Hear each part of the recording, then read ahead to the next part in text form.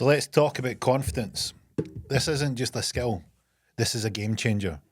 2011 study found that people with more confidence negotiated better salaries and got promoted faster. So this can change your life. So what is confidence? Let's dig into it a little further and find out the mystique behind this incredible skill. Hello and welcome to this week's episode of Mount Mindset. I'm Gio McNee, your host. And in this week's topic, we're going to discuss confidence. What is it? Is it a skill? Are you born with it? Is it something you nurture? And why is it important? What is this thing called confidence and what can it actually do for you? And what we're going to dig into is how can you develop confidence if you do not feel that you're a confident person? How easy is it to apply? And what kind of changes can it make? And how quickly can it make them? What's the sort of impact that your life can have when you start to apply yourself into this little skill set that we call confidence? And in my experience, I'm going to go over some of the stories where I don't think at any point in my life anyone would have said I lacked confidence, but around about when I was 19 or 20, I bought a book by Paul McKenna called Instant Confidence. I'm going to fill in my experiences with that because I think it's a powerful, powerful topic, whether you have no confidence or whether you have an unbelievable amount of confidence. I believe that it's a skill that we should all develop. So let's dive right in and find out a wee bit more about this interesting skill set. And without further ado, let's dive right in.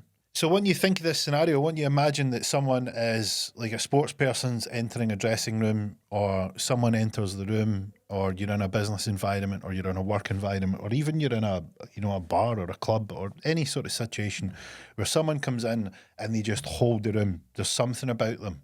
They just exude confidence. What is it that we can pick up and recognise? What's this thing that they seem to have in spades?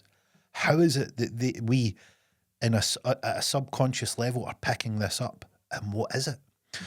So let's dive into, first of all, what confidence is. So the technical definition I'll read for you here is: confidence is a belief in your abilities, your worth, and your capacity to handle challenges. It is both a mindset and a behaviour. So mindset being self-efficacy and behaviour meaning how you act. So that's an interesting sort of spin on confidence, because how you think about yourself will directly dictate how you behave.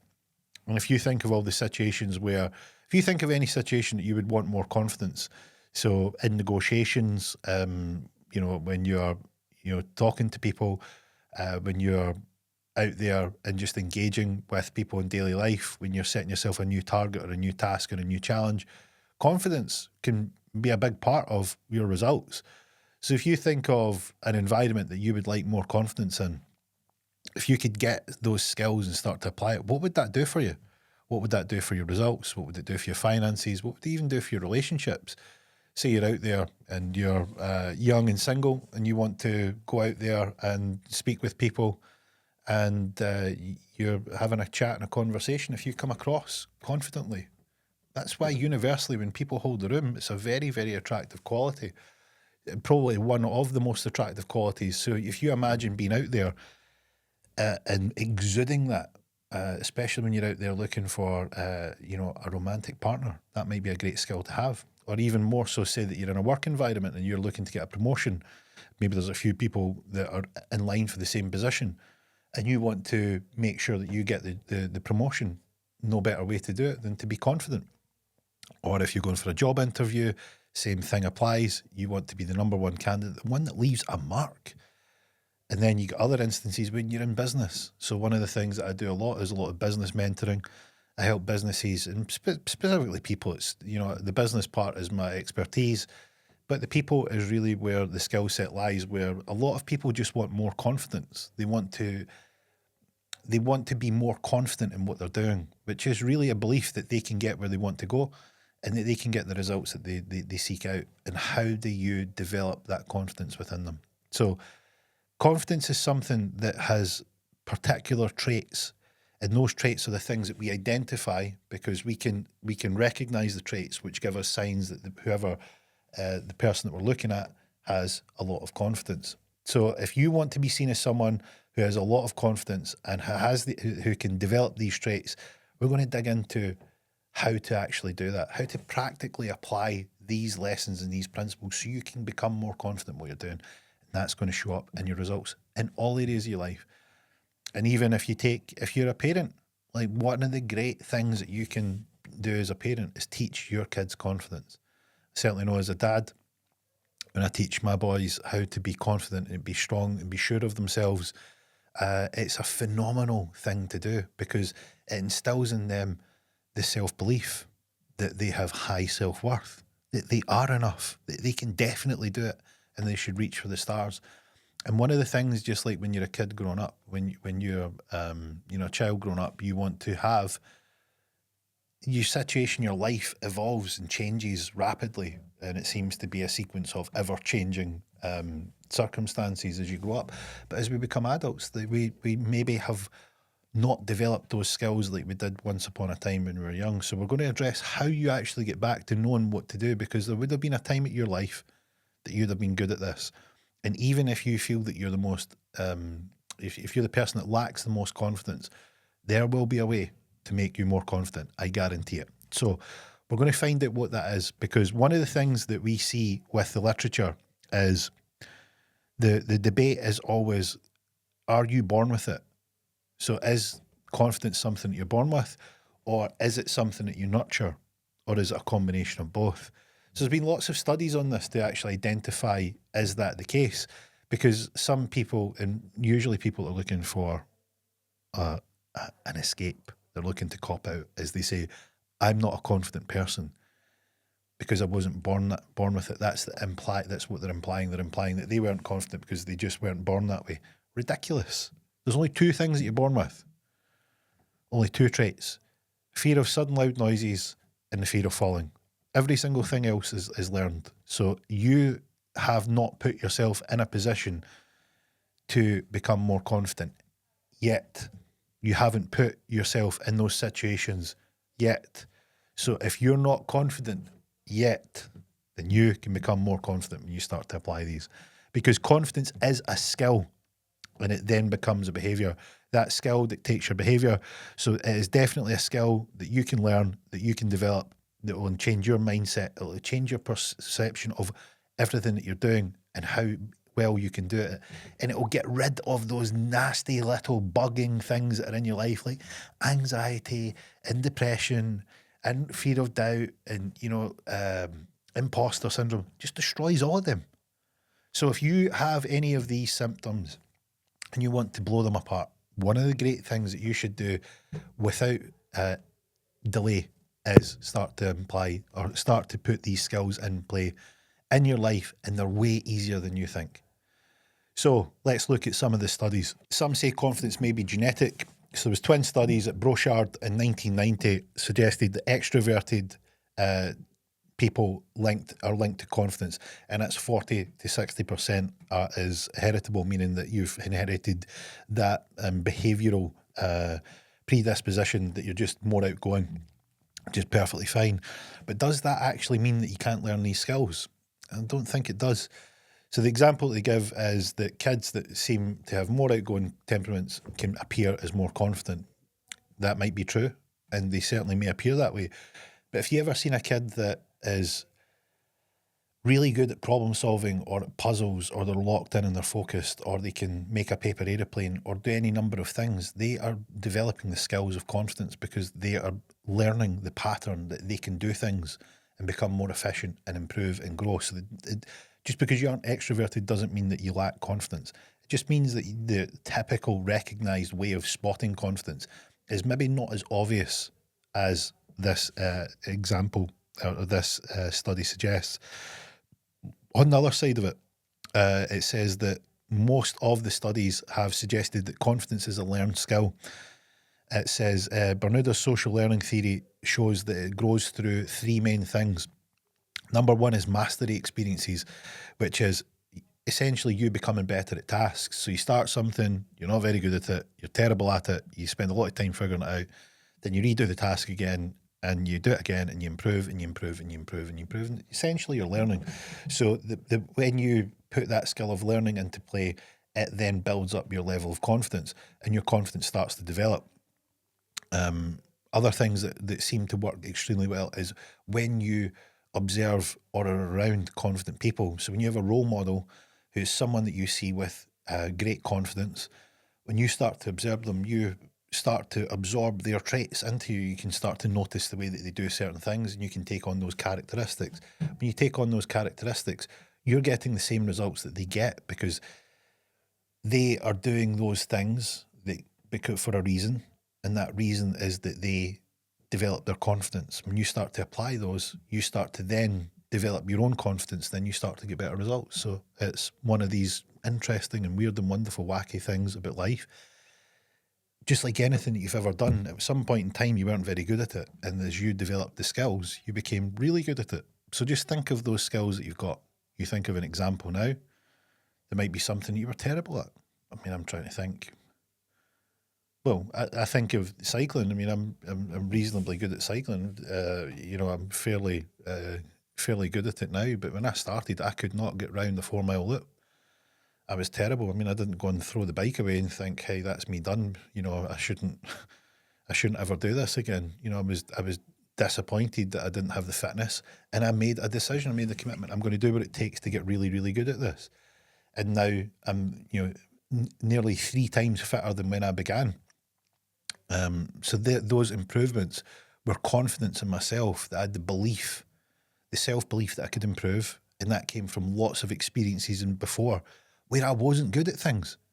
So at life, everything that I'm exceptionally good at now, I once upon a time was terrible at. So that gives me insight that just because I do something new and I'm not good at it doesn't mean that I'm terrible at it. It just means that I need to learn. And when you begin to learn, you then get improvements. When you get improvements, you build confidence. And the more things you do that in your life, the better you become. So you get better at more and more things in your life. You become more confident. And you exude that, the way you present yourself, how you stand, how you speak, how you deliver yourself, how you hold the room. And that's the things people are recognising. They recognise someone that's confident. Wouldn't you like to have those skills? Because they're going to they're going to open more doors. They're going to improve your results. They're going to make you feel better. I mean, who doesn't want to feel good? Because it feels good feeling good. So this is definitely worth applying. And it's way, way, way easier than you think. So if you're sitting there and you're listening to this and going, "Oh, well, I'll never be a confident person." Nonsense. Trust me. If you can follow some basic instructions and do it for long enough, you will dramatically improve your confidence. And the results in your life are an asymmetric payoff, meaning that the payoffs that you get are way, way, way, way higher than the cost of applying them. So let's look into a wee bit more about confidence. So it says here that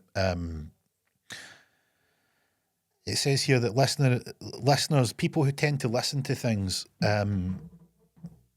can absorb things in an audio fashion. So even if you're out there and you're picking up the cues of someone, listen to the tone and the way that they speak. So if you're listening to audiobooks, one of the great ones is people often comment on voices, how they have this just soothing tone. It's almost like their voice is bathing you. Like the skills and the sound is just so good. And one that comes to mind is I think of Matthew McConaughey, who seems to just have this great voice. And he's just such a good sound. And you hear people explaining about it all the time. Another one I think about is like Morgan Freeman. If you ever listen to the sound of his voice, people have this tone that can bathe you, and you can just hear the experience and wisdom and the confidence that comes from them. So if you've got someone that you like the sound of, put them on and listen to them. Just pay attention and take in some of those traits. Just imagine if you sounded that good. How would you sound? How would that help you in conversations? How would it help you when you're on the phone? How would it help you when you're in communication with just anyone? Could be your partner, could be your family, it could be the people you work with, it could be even negotiating in new businesses and new relationships, because people will detect that tone. So, is this really worth doing? That's the question. What's the value in doing it? Will it make any impact in your life? Will it change you? So here's some of the outcomes that came from a 2006 study by Mather and Plug. It says that the key things that caused a catalyst in people's lives to become more successful, was that they were more successful in their careers, relationships, and mental health. So generally in people's careers, confident people take better risks. Well, not they take better risks. They're more likely to take risks. They negotiate better and they lead effectively. So just think of how. Think of if you think of all the examples in your life where you've had a situation where you could have, you think of a situation, you think back and you think, I could have handled that better. Think of how you'd have came across, how you'd have sounded, what you'd have said, how you'd have positioned yourself. These are the things that people will know. You'll be thinking about times now that this has happened to you.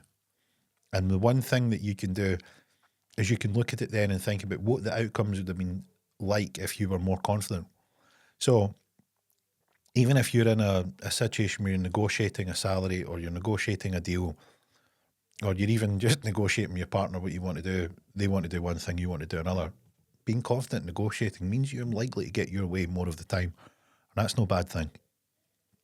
So this study found that confident employees were perceived as more competent and promoted faster, and that confidence predicted career paths because it was that skill was deemed more in demand than performance, which is an interesting thing because if you think of someone that I always remember the book Shackleton or the book Endurance, which was written about Ernest Shackleton, and there was a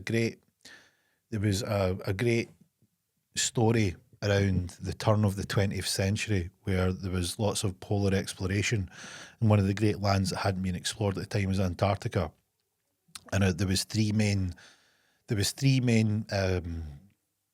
explorers that were in the line for running.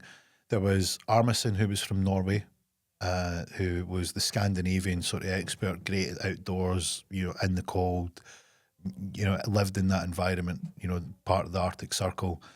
So was sort of very, very much in the environment to explore. There was Scott, who was a admiral in the Navy, had lots of experience, lots of backing by the military, and was a great leader of men. And there was Ernest Shackleton, and Shackleton was a kind of sort of maverick of sorts, but an exceptional leader. And Shackleton's real skill, I remember them saying, if you wanted to get the result quickly, you would use Armiston. If you wanted to lead with panache and style, you would use Scott. And if you were in serious bother and you needed your men to gather together, you would only want Shackleton. So meaning that Shackleton was a great leader and that his confidence as a man would spread. It was infectious. And even when everything was going against him, it's a heroic story of, you want to talk about survival. I remember Ranulph Fiennes, a great explorer, probably one of the greatest living explorers alive today. He wrote the book Endurance and explained about the story of Shackleton.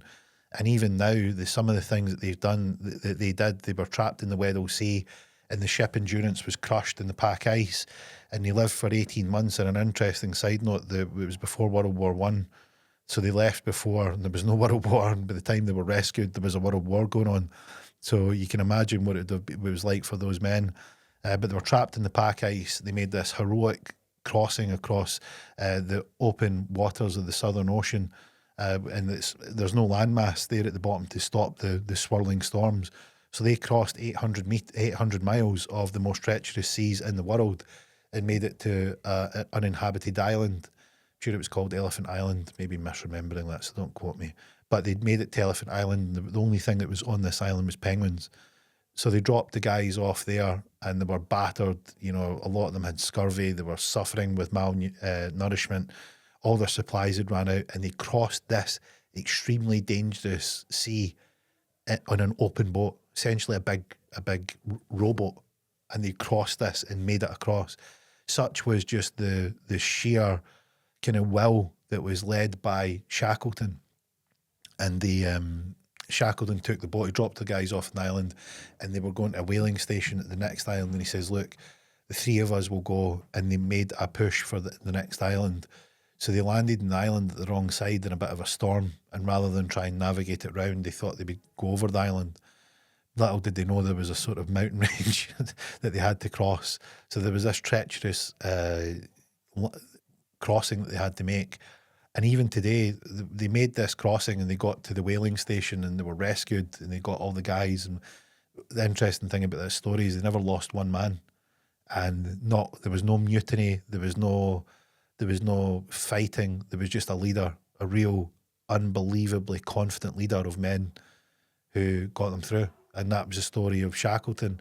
And it shows how, confidence isn't just a thing when it's going to be there when things are going great. Confidence is a thing that you want when everything's going against you, just like Shackleton displayed. And it's amazing because they recounted Shackleton's crossing, and even modern day experts, they could not believe that these guys did this. And more so when they got to the island and recreated the crossing, these guys had modern mountaineering equipment and ropes. Shackleton had 50 feet of rope, that was all. And he managed to make this crossing, and they could not believe that it was done. They said it was almost impossible. So this is the power of confidence, that you can, when the chips are down, confidence is going to work for you. When you're flying in your top success, confidence is going to work for you. When you're going between the chips being down and everything going against you to success, confidence will work for you. So, add this into your life. It's a very, very, very powerful thing, and it will spill into everything that you do. I approach situations with high confidence because it's like, well, why not? If you're going to go into the situation anyway, why not be confident about it? Given the choice between doubt and anxiety and confidence wins every day. Even if you don't get the result, at least be confident about it. Go in wanting it. Go in being all you can be. Go in and give it your all, because confidence trumps all the other feelings. It beats them all. Like, you take all these sorts of emotions that you can feel, confidence will pull you through, because if you've got belief in yourself, then that's all you really need. You'll figure all the rest out along the way. That's what life's about. So it goes on to say that, interestingly, because this study found exactly this, it says that confidence improves communication and connection. So in relationships, more confident people, it says confident individuals reported 20% more satisfying relationships, stronger bonds, less social anxiety. I think there's nothing more important today, in today's day and age, where social anxiety and people not really communicating the way that they did, and everything's online, and they won't go and approach someone. Just be confident, go up and say hello, go up and be all you can be. I mean, this is the thing, is like, facing rejection's a good thing. Rejection's going to roughen you up, it's going to toughen you up, it's going to make you better. And the good thing is that the more you can get uncomfortable, the better confidence becomes. We'll come on to that later on. It says here mental health. So a big thing today is mental health. Whatever, and my thoughts on it. I think it's about developing mental strength. Mental health has become, unfortunately, a bit of a cop-out card, where anyone who just feels any resistance in life just pulls out the mental health card and hopes everybody will go and say, oh yeah, you've got mental health. And it takes the shine off people that really do have mental health issues, because I think a lot of the studies a lot of the situations that people say that they've got mental health problems can actually be solved by developing mental strength. And then that leaves room and priority for the people that really do have problems. Because there is some people that have real issues there that need real help. And see, if you're out there, just pick up your panties and get on with it. Stop being a wuss. Stop being a soft sissy going, my mental health. Get up and get on with it. Get into the resistance. Lean into it. Become better. You've got it in you. You know that you can do better. So get in about it and stop pulling out the equity card because you get significance from feeling like a victim. It's not going to make you better. It doesn't make you stronger, and it's not going to improve your life. Lean into the resistance, leave the victimhood at the door, and go get after it. You'll feel much better for it. So how to build confidence? This is the thing. There's 4 basic schools of thought, and I've read through them here, and I mean, I don't know if you need to make it this complex, because the overall, or the overarching thing about confidence is that you don't need to overthink it. You really don't. And this is the thing, is that you get the analysis by paralysis. It's just not something that needs to be overthought. And this happens in today's day and age all the time, where people think the shit out of things and they just get their knickers in a twist.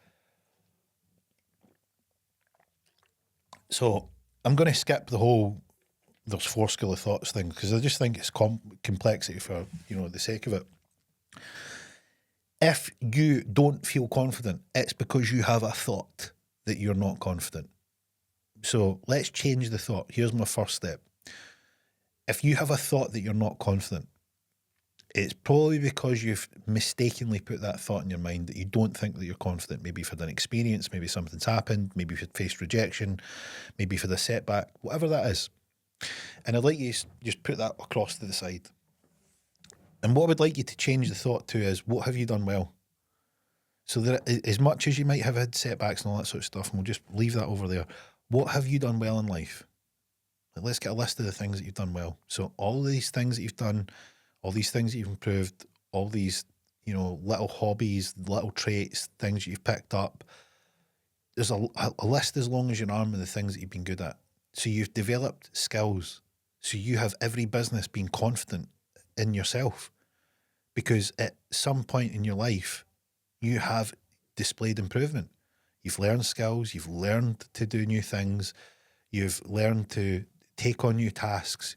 So give yourself a bit of credit and change the thought to, well, if I have done well before, let me go and learn something new.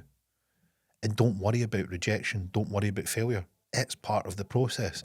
If you didn't fail at things, then you would have no reference if you were good or not. The thing that failure and resistance gives you is it gives you a bar. It says, here's the level that you want to get to. And if you're falling short of it, then it shows you where you're at and where you want to be. And you can work and chip away and chip away and chip away to get there. And you've done that many, many times before. So don't stop telling yourself that you're not confident. Switch it around and go, I've done things like this before. I have improved before. And how can I do this? Ask yourself that question. How can I get better at this? What would me being better at this look like? How would I be able to develop that skill now? And if I felt good about reaching that new level, what would I feel like? They're great questions. And with great questions come great answers. So switch the thought pattern in your mind. That's really the first thing that you want to do. The second thing is, I'm big on this, which is you want to create an image of what it's like when you get there. So whatever the task that you're wanting to get better at, say that you want to improve your job, improve your finances, you want to get in a great relationship, you want a beautiful, partner, you want to have an amazing life, you want a fast car, whatever it may be. Pick whatever you like. You choose. But you're here in life at a position and you want to get to a new position. So what you want to do is you want to imagine that if you put in the work and you did what it takes to get there, what would it be like when you get there? So let's imagine it's a new car, right? So we've all been in cars, and imagine you've got this amazing car and you imagine that you're there, you've got it. Imagine what it's like. How does the handle feel in your hand? What colours the bodywork? How does the door sound when you open it? When you jump inside the car, what does the leather smell like? And as you wrap your hands around the steering wheel, how does it feel?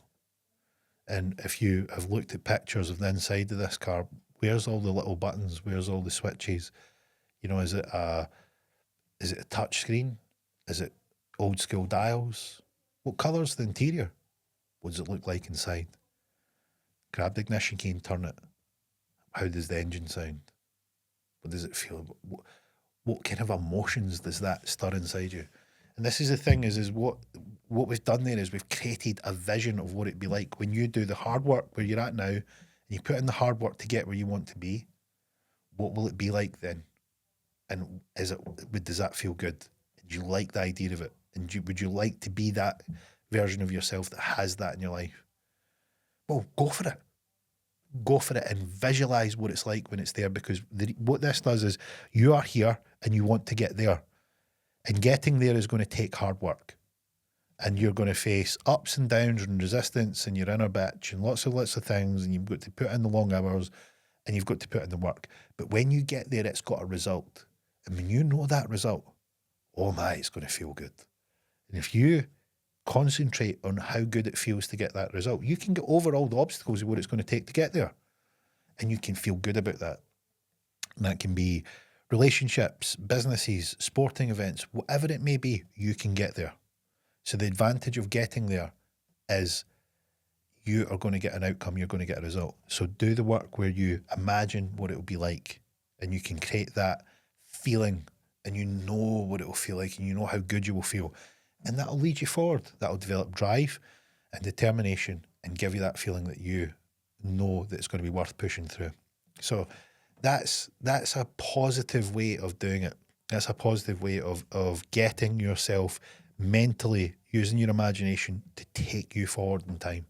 Just the same way as if you remember a memory. If you take a memory and you remember back to a great time, and you have, you're like, oh, back in the day, the music was amazing, and I had goosebumps in my arm, I had that thrill, and it was just the best time. It was amazing. You're reliving something. Then you're at this point in time, you're not there, but you are using your mind to go back there.